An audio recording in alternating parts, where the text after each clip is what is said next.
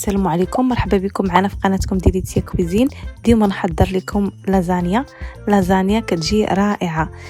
لازانيا بلي زيبينار كتجي زوينه بزاف وكنتمنى انكم تجربوها.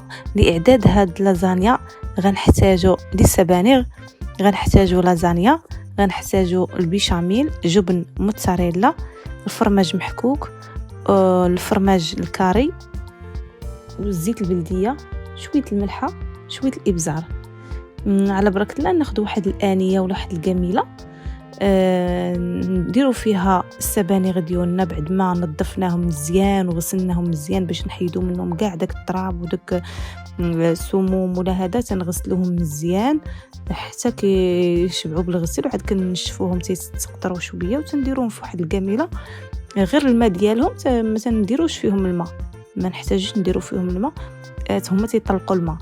غنديرو فيهم غير شويه تاع الزيت ومليحه وشويه الابزار ونغطيو عليهم، نقصوا عليهم العافيه تكون مهيله، فهما غادي يطيبوا في داك الماء ديالهم باش ما نحتاجوش نسلقوهم ونحيدوا منهم كاع الفيتامينات اللي كاينه فيهم.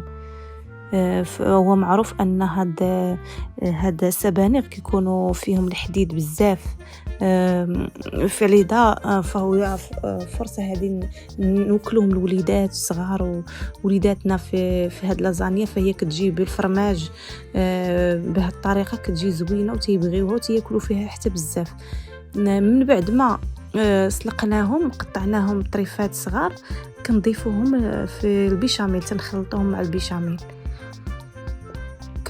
كنوجدوا الجبن الموتزاريلا ديالنا تنقطعوه باش كنخدموا به. كناخذ واحد الانيه فاش غنوجدوا لازانيا ديالنا، غنديروا فيها واحد شويه ديال الزيت البلديه،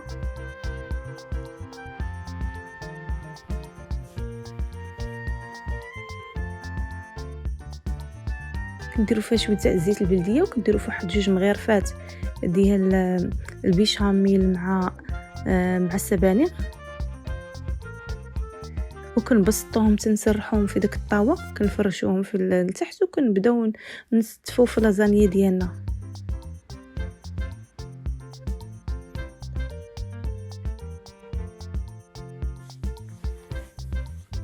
كناخذوا لازانيا كنبداو نسرحوها. بالنسبه لهاد لازانيا اللي خدمت بها انا فراه هي لازانيا طريه، كتباع في المجمد في المحلات التجاريه، كناخذها من البلاصه ديال المجمد.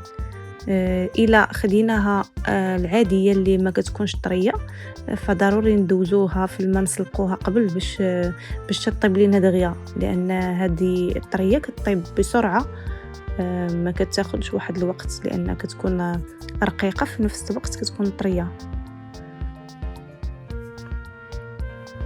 كندير نبسطوا عليها البيشاميل والسبانغ، كنزيدوا فوق منهم الفرماج اللي قطعناه وشويه الفرماج محكوك، فرماج الكاري.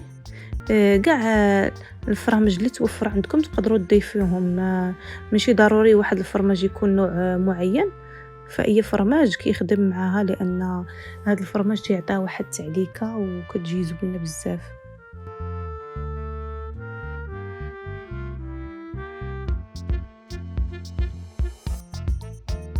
صافي كنزيدوا واحد طبقه اخرى وتنبقاو تنكملوا بهذه الوتيره حتى كنساليو الكميه اللي عندنا. صافي كنبقاو على هذه الوتيره حتى كنساليو الكميه اللي عندنا. في هذا الاثناء كنكونوا سخنا الفرن باش كيسخن تقريبا، كيتراوح الحراره ديالو ما بين 170 حتى 180 درجه.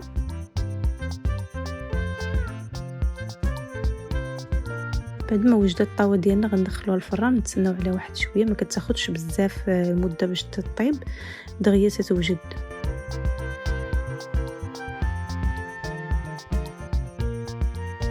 بعد ما خرجت هذا هو الشكل النهائي ديال الطبق تاعنا تاع اليوم. كنتمنى انه نال الاعجاب ديالكم، ولا عجبتكم ما تنسوناش من التعليق واللايك ورحمه الوالدين، ودمتم في رعايه الله. السلام عليكم، شهيه طيبه.